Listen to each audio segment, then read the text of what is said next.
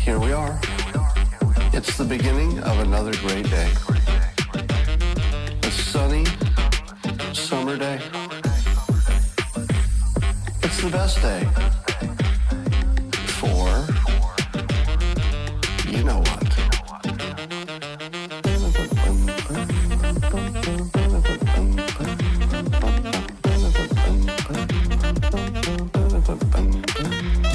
I'm going to read you a quote from Norm Macdonald.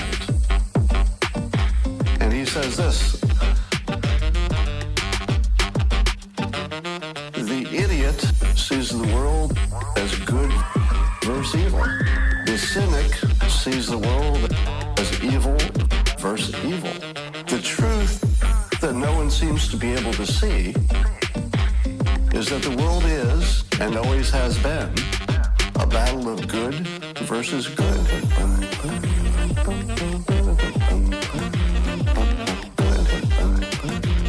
Versus good.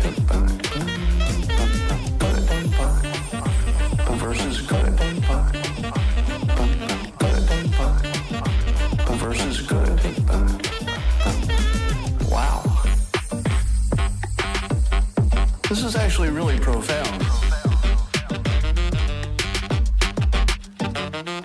This is the situation we find ourselves in. There are not two sides in which one is good and one is evil. There are two sides in which one feels that it is good and it believes, incorrectly, that the other one is evil. But both sides are pretty sure that their version of the world is the good one. Wow. The world is, and always has been, a battle of good versus good. Versus good. Versus good. Versus good. Versus good. Wow. Wow. Wow. Wow.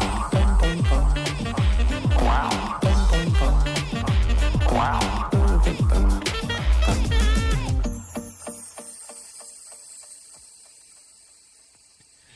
I feel like shit. Monday, happy days. Tuesday, Wednesday, happy days. It's just one of those happy days. The weekend comes, let's not go out. It's just one of those days where you don't wanna wake up. Everything is everybody sucks. You don't really know why, but you wanna justify ripping someone's head off. No human contact, and if you interact, your life is on contract. Your best bet, Just knock it off, you scumbucket. it's just one of those days. It's just one of those. Happy days. It's just one of those. Happy days. It's just one of those days. The weekend comes, let's not go home. Ready to escape. It's just one of those days, feeling like a freight train. First one to complain, leaves with the bloodstain. Damn right, I'm a maniac. You better shoot, cause I'm fucking up your program. And if you're stuck up, you just locked up. Next in line to get fucked up. Your best bet is to stay away, motherfucker. It's just, I'm losing my cool. it's all about it. Happy days. It's just one of those, Happy days. it's just one of those days. The weekend comes, let's not go home. Ready to escape. These days. Feel like shit. My suggestion is to keep your distance. Right now I'm dangerous. Right now I'm dangerous. Something's happening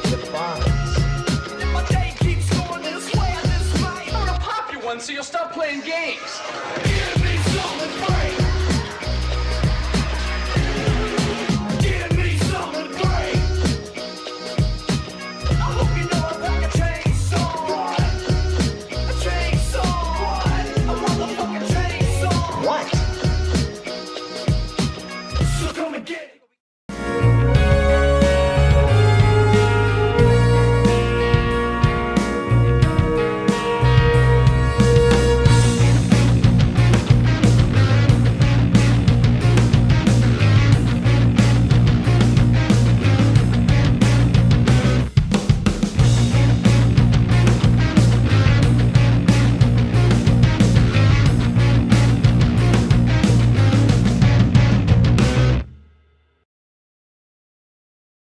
Hey, we wouldn't be back if it wasn't for a good audio problem right off the bat, but at least we caught it right away. But welcome back, everybody, to another edition of Sign Me Up Saturday. I'm your host, as always, the referee representing XFL Newsroom. Oh, the number one source in XFL news. And we're getting signed up, and you know what? With a return like this, you got to have the claw. The lighting's a little goofy in here. I still got the quarantine hair. We still got the goofy camera. But you know what? We're back. The audio probably sucks a little bit too. Hopefully I'm not blowing out your ears. Let me know what I sound like in the chat. It's good to be back. We're getting signed up. You know what? Let's do a simultaneous sign me up. You know nothing feels better than that.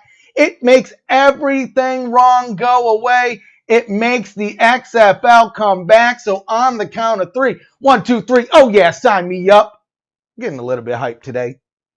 Getting a little bit hype. I'm feeling a little bit better. Not perfect, but better than what I was. I don't know what is going on with the color of this camera today, but I seem to be washed out. You know what? Maybe if we close this window, maybe if we do one of these bad boys here. Let's see, how does that look? Do I look like a normal person? Well, whatever. We're looking a little goofy today, folks, but we got some news. We got some sports news. Like I said, it's good to be back. Try not to make these breaks so far between, but, you know, like I said, I was having a little bit of health problems. I will say one thing. I am proud to announce that I'm 1 week smoke-free, quit smoking cigarettes. It was horrible at the beginning, not so bad now, but if you're smoking cigarettes, you should get it out of here. It's bad for you.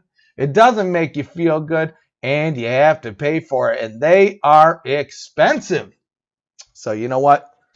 Let's get this claw open. Let's replace one bad habit with another, folks. Folks, we have more than one person in here. We're having a good time. So hopefully everyone else is getting signed up as well. You know I had to go with that ruby red. I will say, after kind of going back and forth between the White Claw and the Bud Light Seltzer, I think I like the Bud Light Seltzer a little bit better. Mainly, they're not as sweet. I can taste more of the sweetener in these, and I don't really like sweet things. I like water. Water is good for you. Water makes everything go well. So you know what? Enough of this BS. Let's jump right into this news here. So the big story that's on everyone's minds here is the Washington Redskins. They have a new name, at least temporarily. You can tell they put a lot of effort into this one. It's the Washington football team. Now, I don't know why, but my first instinct is to call them Washington football name, maybe because of how generic it is. But we're going to look. This is the logo that they will be using for the 2020-2021 season, which is coming up fast. So they got rid of the insignia, the horrible insignia that everyone was angry about forever, or just recently because it's convenient. I'll let you be the judge of that. But we'll jump into this article here. Washington will not have any change to its color scheme, as you've seen above. It will still use the burgundy and gold, and its former logo on the helmet will be replaced by each player's number in gold. Washington will debut its home uniforms in Week 1 against the Eagles and its road uniforms in Week 2 against the Arizona Cardinals. While Washington uses these uniforms and helmet for the 2020 season, it will be seeking the feedback of players, alumni, fans, sponsors, and the community for the team name it will use in the future. Terry Bateman, the franchise's new executive vice president and chief marketing officer, said the team wants to include fans, business partners, and alumni in the process. Well, that's what we just said right above. You're doing a rebranding process that correctly takes 12 to 18 months. If you want to do it right, you have to take a deep breath, take a step back, and go through the process. We want to do it right. We want something thoughtful and inclusive and smart and bring a lot of points of views into this and come out the other side with something everyone is proud of and can rally behind. Now, I'm going to interject here, and I'm going to say, you're not going to come up with something that's going to make 100% of the people happy. You can never make 100% of the people happy 100% of the time. But you got to respect the effort. Melanie in the chat, I really want to know who is going to win well, I'm assuming you mean the XFL bid. We do as well. We're going to talk about that a little bit later in this episode, so stay tuned. We have a few things to talk about with the XFL. Mainly, we know the dates. The dates are coming. Let's jump back into this feel-good piece, if you will. It feels organic and natural to do this. I love the look of what we've done here. It's really strong. I like the logo and the uniforms and the colors. There's a tremendous amount of work to do for the next 50 days to do all this. It's a tremendous amount of work to go through this. The new will go up and the old will go down. Fans will be able to purchase Washington football team merchandise from Fanatics and NFL Shop in the coming days. So, I'm not going to go through all this. It's basically telling us a lot of what we know. People hate Dan Schneider. People hate the logo. People hate the name. Let us know what you think either in the chat, down in the comments below. Do you think they should have came up with a better interim name? I saw somebody, may have been American Noise on Twitter, bring up they should have just called themselves Washington FC, Washington FT, something like that, similar to how you would in, soccer or football, football club, football team. I think that would have been a nice little touch, at least for this weird interim year. I'm curious to see where they go with the logo, where they go with the team name. You have a lot to choose from, right? Washington, D.C., there's a lot of, we have the American capital there. So clearly, yeah, I like that. I saw that. The WTF, Washington Team of Football. And I think that would be, it would be more interesting than this, to be honest with you. But speaking of new names, speaking of identities, one of the fan favorites in the XFL, the city of Seattle, at least by the drawing, the attendance. Well, as you've probably been aware of, they have an NHL team coming. People have been waiting to know, what is the team identity? What does that logo look like? What does the name sound like? Well, we got it here for you. May have to refresh this page, but while we're doing that, I think a lot of people guessed this one, the Seattle Kraken. So let's pause all of these videos before they start giving us all sorts of goofy advertisements and things like that. Let's just jump right into the little introduction video that they posted on Twitter. So let's do this. Hopefully you guys can hear.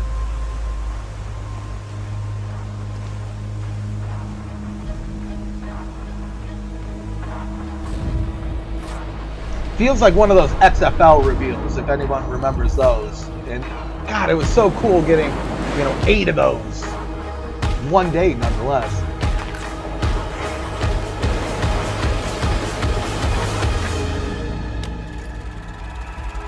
I like it.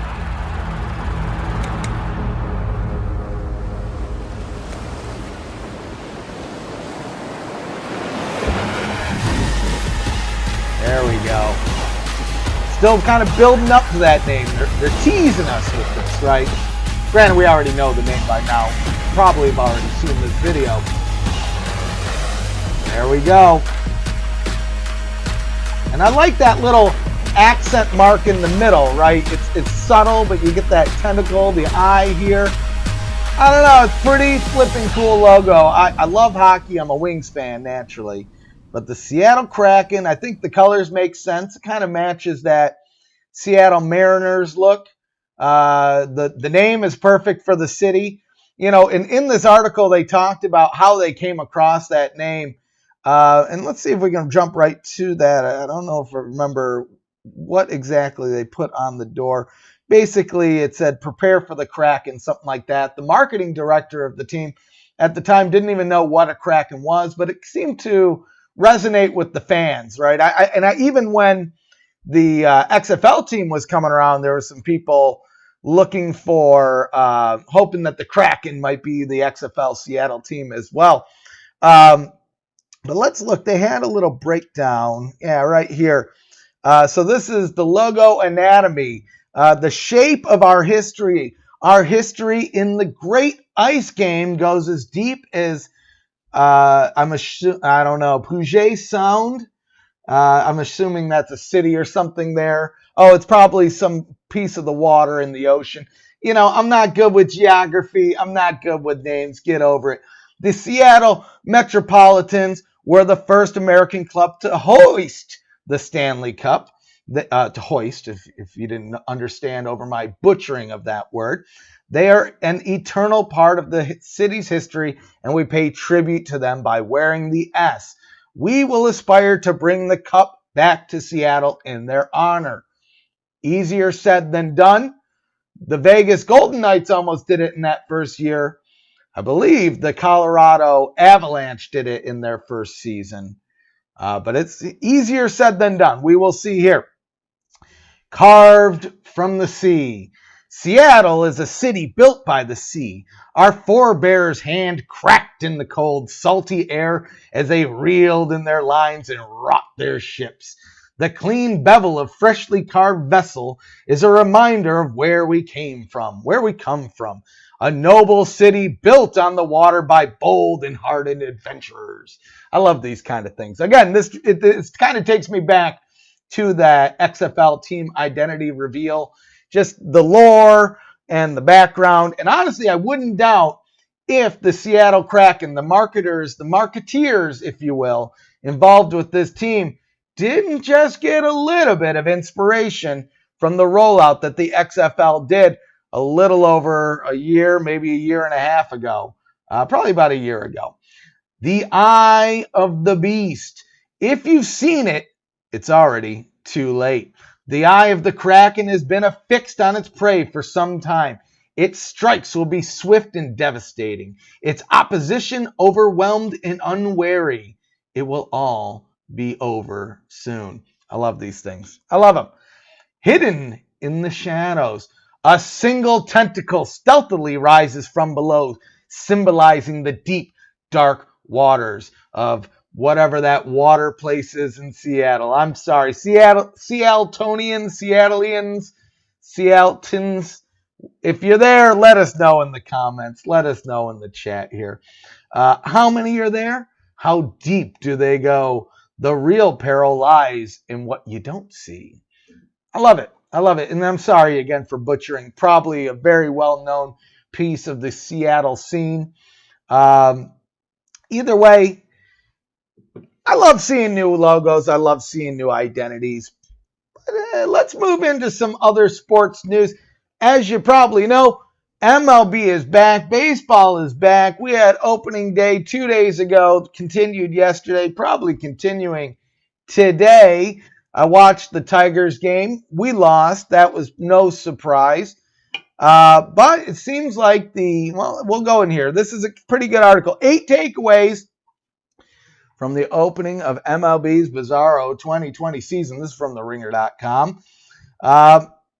So we have one player test positive for the things that's going on, Juan Soto.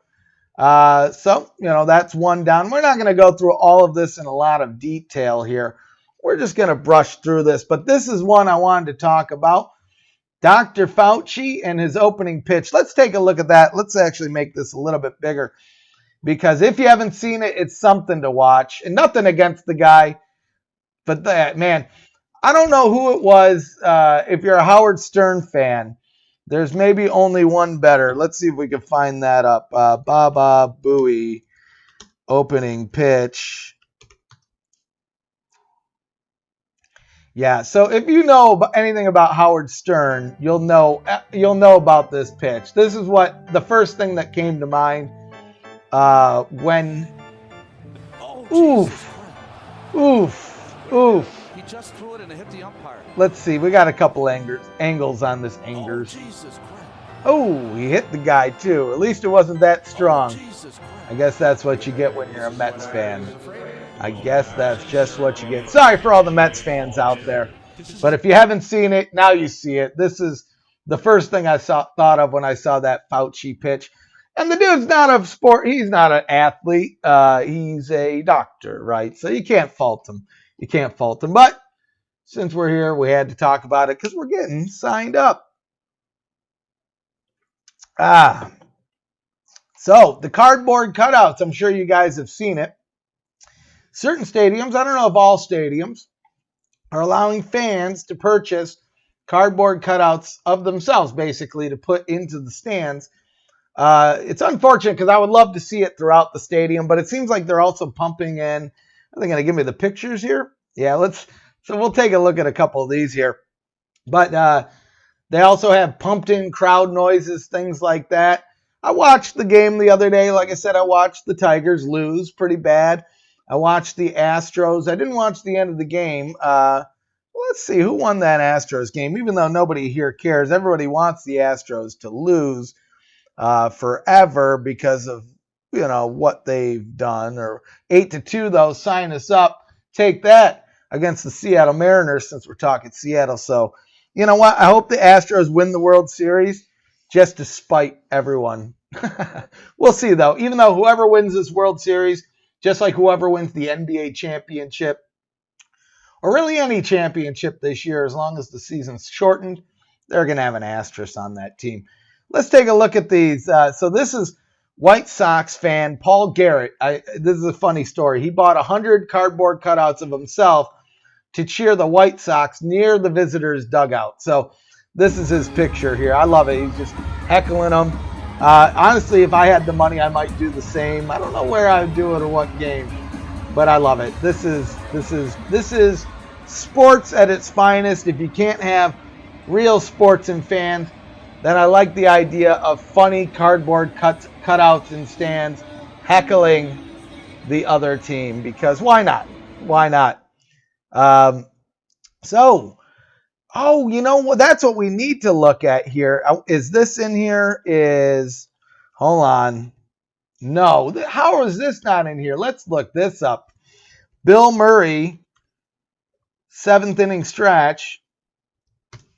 I mean, you got to love it. You got to love it. Is it really? Oh, here we go. There's something weird about this year in sports that it's something we're going to look back on fondly, hopefully, just for all of the weird things that you wouldn't normally get in a regular sports season. So we're going to watch this. Is this actually going to play it?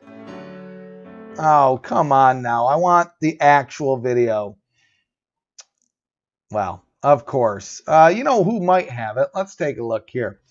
Yes, I'm not prepared. I'll just do Bill Murray. I would assume that comes up. Here we go. We gotta hear you sing. We want to hear you all the way out to the center field scoreboard. We want to hear that gush and the numbers around fall out into the bleachers. All right. Let's hear it. Turn that up a little bit. 1, a 2, a 3. Take me out. You get the gist. But either way, it's fun. Bill Murray, if you don't know, doesn't do very many appearances. He's very elusive. But I love seeing this type of stuff right here. And in fact, we can see, I'm sure somebody has posted this again. If you don't know about the Cubs, you can, see, people were probably sitting on the building across the street. See how you have this Wrigley rooftops? The people that own the buildings around the stadium put up stands, and people go and party on there and watch the game. So there was kind of fans in attendance for this game. So that's kind of cool that they got to witness that. Either way, MLB's back, baseball's back. I love baseball. It's America's flipping pastime. So I'm going to get signed up on that. Let's move into the NBA return. So you may know, you may not know, they have officially started their scrimmages for the season. So we're going to kind of run through their timeline. So we have, get out of here. How do you get rid of this? Come on now. That's uncalled for. Okay, I guess I'll have to do that. So where are we now? Inter-squad scrimmages. So that's where we're going through now. The 22nd through the 29th. So it just started the other day. But the 30th, so less than a week away from the return, the resumption of the NBA season. Once we get to August 15th through 16th, we have that play-in tournament. The 17th begins the round one of the postseason. So we're really just a couple weeks away from NBA playoffs, right? You got to remember, the season is resuming. Not even all the teams are coming back, unfortunately, like my Detroit Pistons. Everyone's probably expecting the Lakers to win. But again, with this weird season, could see some anomalies. We'll see. The draft lotteries, August 20th. So either way, I'm getting hyped for this. I'm getting ready. And so, right, the playoffs are going to be ending. So the latest it could be is October 12th. That's around the time that the preseason starts. So they're going to have to amend that 2020-21 season. So the opening night is moved to December 1st. Training camps November 10th. October 18th, start of free agency. We're getting a really condensed NBA preseason and weird optimization of the postseason. It's going to be a very interesting one to watch. Usually they have more time in between seasons. But we will see. It is getting close. I'm getting ready. So let's look at the NHL. Clearly they're coming back. So their plan to return with 24 teams competing for the Stanley Cup. So they're not resuming the season, it sounds like. It sounds like they're just running right into a modified playoff schedule here. We'll begin with a best-of-5 series, round-robin games in 2 hub cities, scheduled to start August 1st. So a week from today, we should be seeing some good old NHL action. So the NHL announced its return to play plan on May 26th with 24 teams in competition for the Stanley Cup. The tournament is scheduled to begin August 1st with the Stanley Cup qualifiers, which will include 16 teams playing 8 best-of-5 series and a round robin among the top 4 teams in each conference to determine seeds for the Stanley Cup playoffs. The NHL paused the regular season March 12th, as we know. The remaining 189 games will not be completed, as we discussed, right? So the format was determined in meetings of the Return to Play Committee, which included executives from the NHL and the Players Association, and 5 players. Ron Hainsley, Connor McDavid, Mark Sheffield, John Tavares, James Van Riemsdyk. And I probably got most of those names wrong, so I apologize. The qualifiers will be held at 2 hub cities. The 12 Eastern Conference teams will be in Toronto. The 12 Western Conference teams will be in Edmonton, both in Canada. Also the site of the conference finals and the Stanley Cup final. Okay. A comprehensive system for testing will be in place in each hub city, and each team will be permitted to travel a maximum of 52 personal including personnel, including players, coaches, and staff. Obviously, we're anticipating playing over the summer and into the early fall, Bettman said back in May. Well, clearly, that's where we are at now. In the Eastern Conference, the Boston Bruins, Tampa Bay Lightning, Washington Capitals, Philadelphia Flyers will each have a bye and play each other once to determine the order of the top 4 seeds for the first round of the playoffs. The best of 5 series of the qualifiers in the Eastern Conference are the Pittsburgh Penguins, Montreal Canadiens, Carolina Hurricanes, New York Rangers, New York Islanders, Florida Panthers, Toronto Maple Leafs, and the Columbus Blue Jackets. In the Western Conference, St. Louis Blues, Colorado Avalanche, Vegas Golden Knights, Dallas Stars will each have a bye and play each other similar to the others. For the best of 5, we have the Edmonton Oilers, Chicago Blackhawks, Nashville Predators, Arizona Coyotes, Vancouver Canucks, Minnesota Wild, Calgary Flames, and the Winnipeg Jets. So, like I said, we're cutting out some of those teams. We're getting some of them ready to go and just jumping right into the playoffs. The season is over for the 7 teams that did not make the qualifiers. Buffalo Sabres, New Jersey Devils, Anaheim Ducks, Los Angeles Kings, San Jose Sharks, Ottawa Senators, and unfortunately, the very near and dear to my heart, Detroit Red Wings. Games in the best of 5 in the qualifiers will be played with playoff overtime rules. The round-robin games will be played with regular season overtime and shootout rules with ties in the standings broken by regular season points percentage. Easy to understand. After the qualifiers, the conference-based playoffs will continue in the 2 hub cities. Each of the winners of the best of 5 series will advance to play one of the round-robin teams in the first round. All remaining series will be best of 7 and will be determined by seeding, not by set bracket.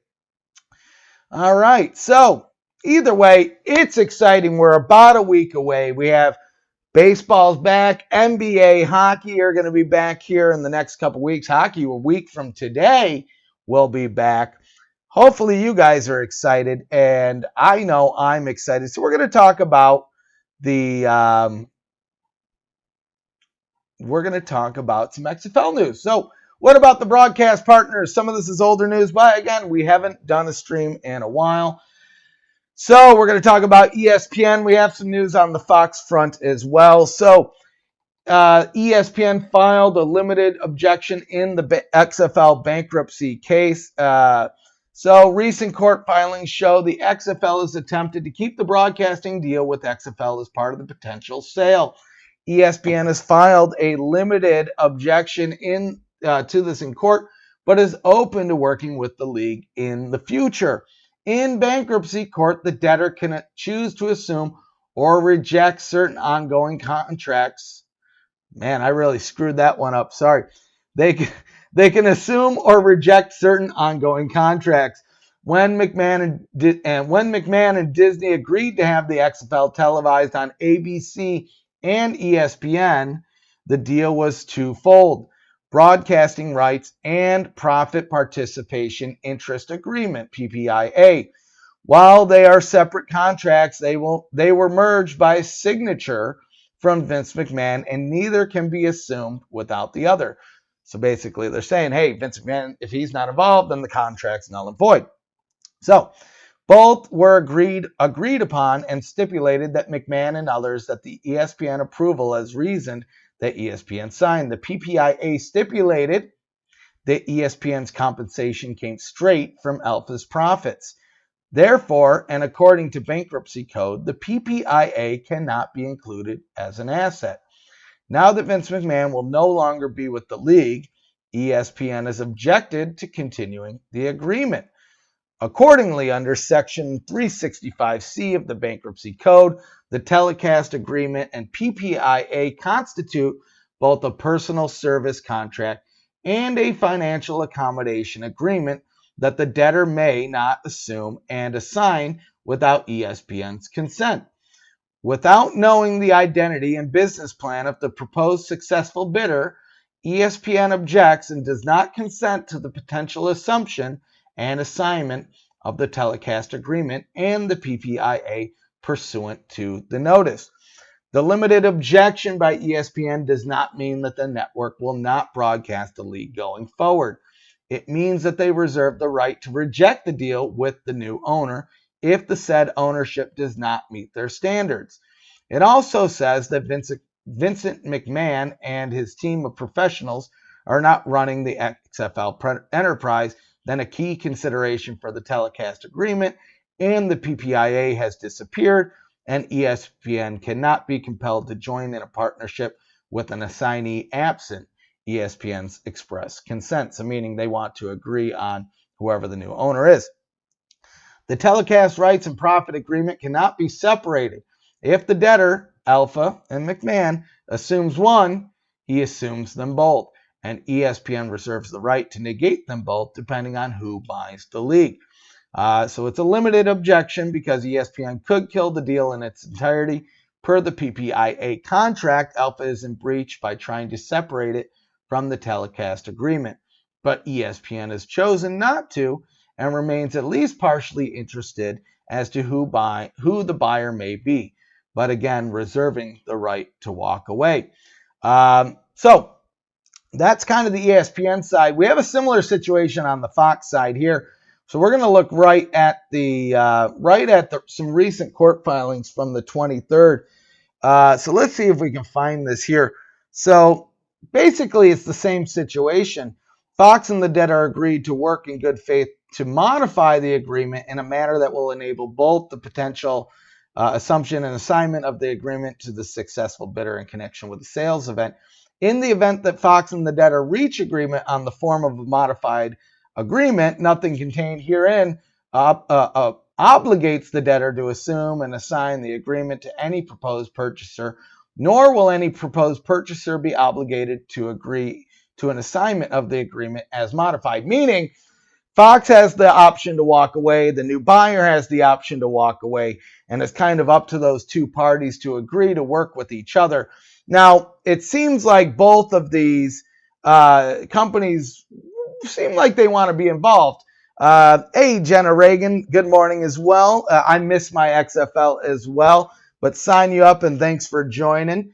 So basically what this means, or at least the way I take this is, it gives both companies the option to say, okay, this new owner isn't competent, we're going to walk away. Or this new owner is more than competent and we want in. Or maybe in a situation, let's say that Disney does buy the league, or maybe Fox buys the league. You know, I think it'd be easy to say that, Fox may not want to air a Disney product. And same with Disney. They might not want to air a Fox product. They've had relations in the past selling, Fox sold their broadcasting company to them.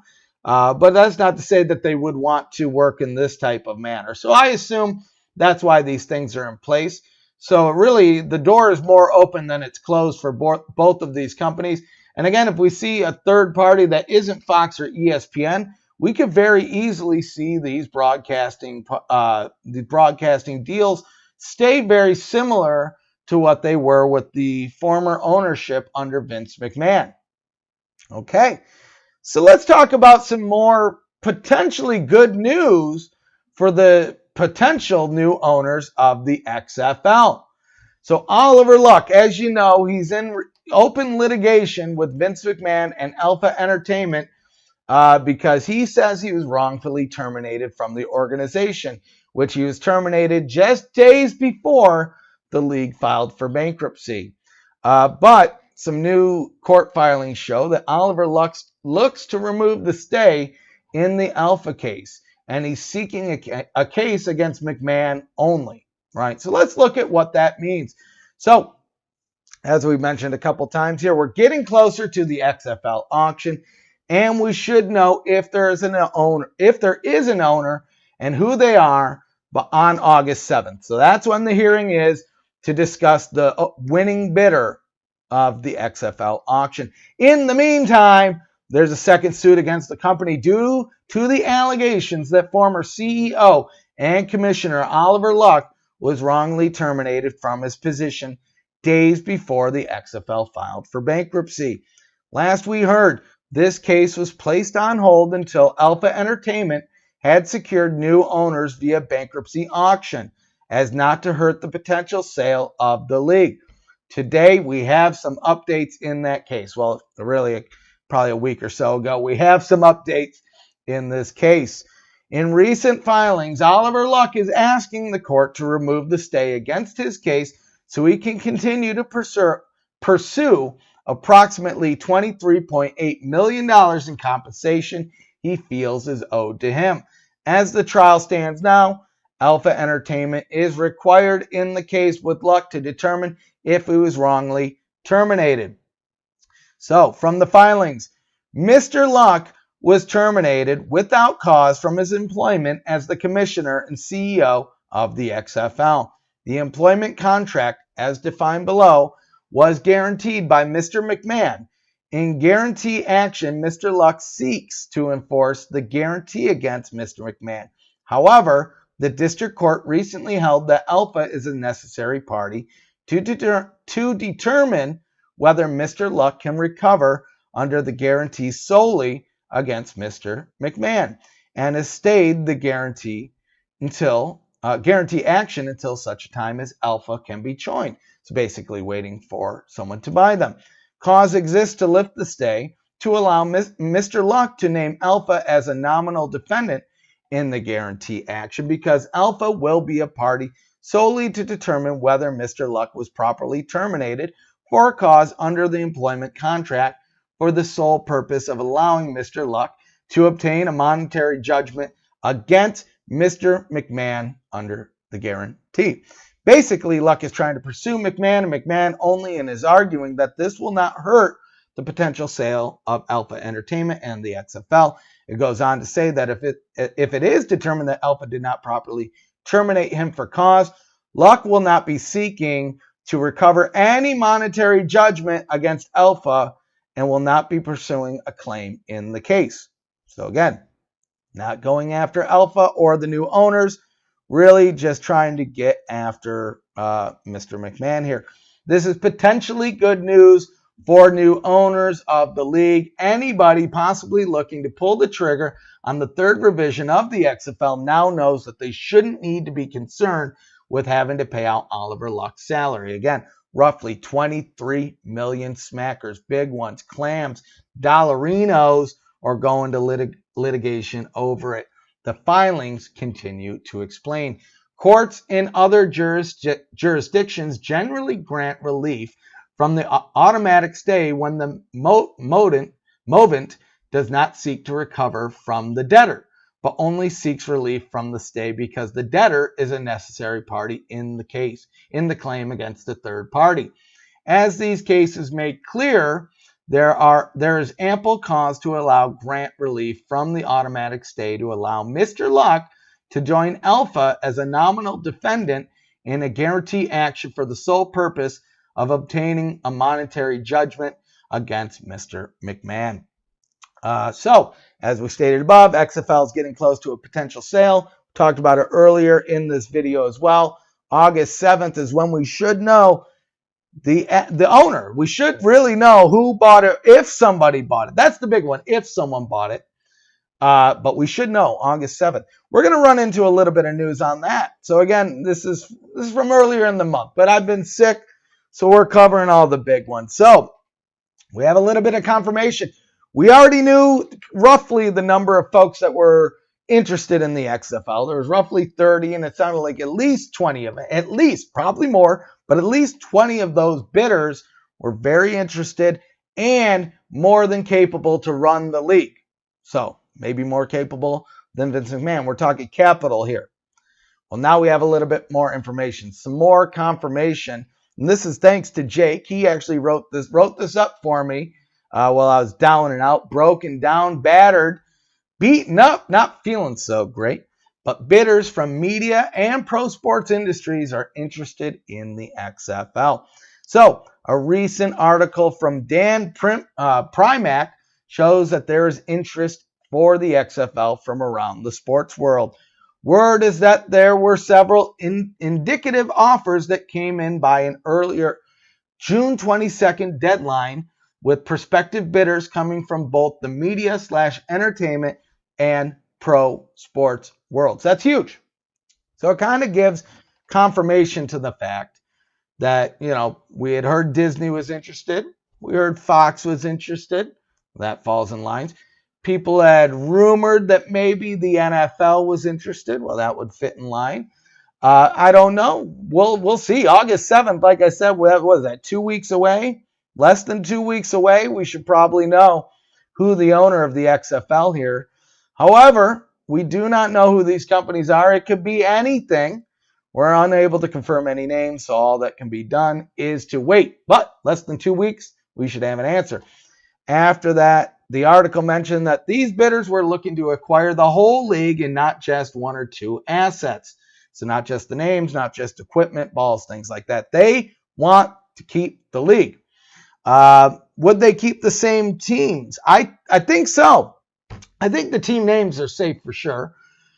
We could definitely see some of these teams move around. I don't know if we'll definitely move cities, but I could see maybe the Guardians moving into the smaller location of Red Bull Stadium, something like that. We could see same with the Tampa Bay Vipers. Maybe they move to a smaller location. Maybe they move to Orlando.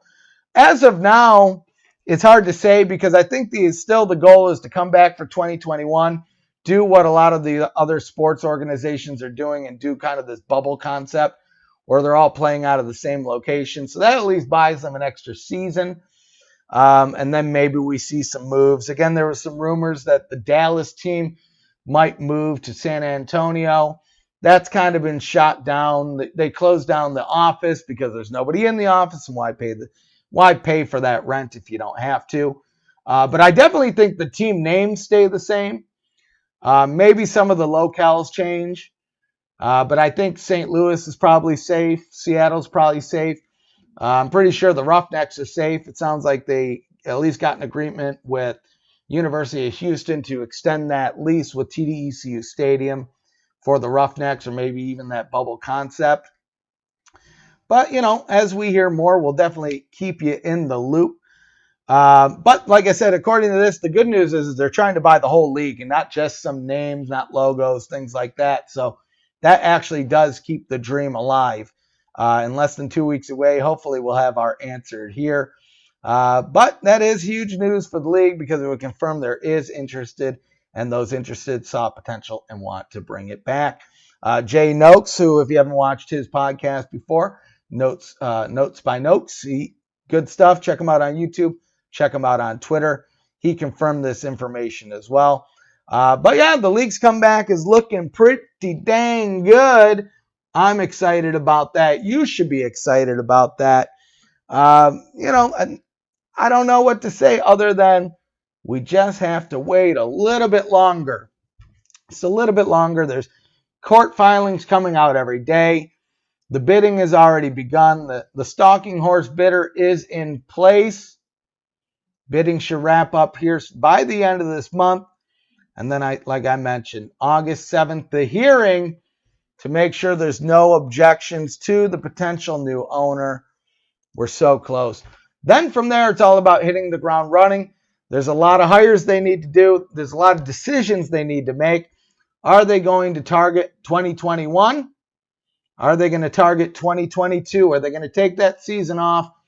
Because again, they have to find executives. They need to find social media people. They need to find players and coaches. We already know June Jones, head coach of the Houston Roughnecks, said he'd be open to returning. But that still leaves 7 other coaches. Pep Hamilton's already moved on to a new career with the Los Angeles Chargers. So, there's a lot of work that's going to need to be done if we do that 2021 season. We probably won't know that answer August 7th.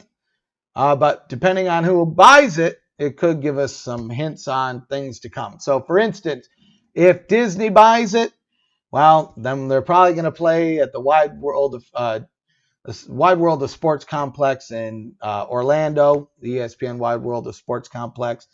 Maybe move the team to Orlando as well, the Vipers. Maybe not have that deal continue with Fox. So there may be some details that we can gather. Not anything that we're probably going to be able to confirm right away. But hopefully we'll know August 7th who that new owner is. I'm excited as well. Hopefully everyone else is excited. But hey, that's about it for this week. Hopefully everybody enjoyed the show. We have, there's probably some more sports news that we didn't cover. But I wasn't even sure if we were going to stream today. It was kind of last minute. Make sure that we got a thumbnail. I figured I can't let this go on any longer than we already have. So again, thanks for joining us. Hopefully everybody enjoyed. We're going to be back. We're going to be back next week. We're going to be back every other week. So make sure you're checking out this channel. Make sure you're checking out XFL Newsroom for all the latest in XFL news. But if you didn't know, before we let you go, we're also on Facebook and Twitter. So make sure you give us a follow at XFL Newsroom for all the latest news. And since we're on YouTube, come on, make sure you drop a like, comment, subscribe, click that bell to see when we're dropping new videos. Some are going to be pre-recorded. Some are going to be live, just like this one. So until next time, sign you up. And thanks for joining.